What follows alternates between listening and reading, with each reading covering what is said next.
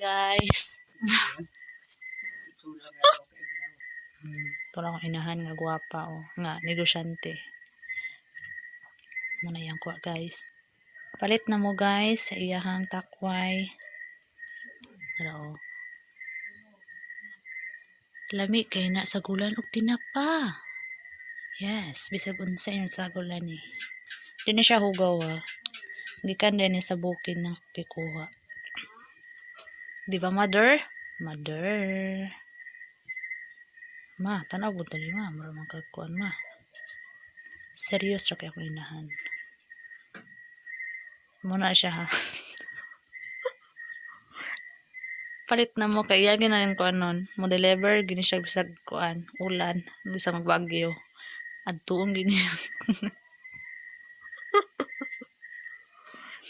Tuong ganyan mga balay-balay. Kung kisa itong nag-order niya. Narades kuan. Proximity day. Address. Yang ngalan ani si kasi ngalan ma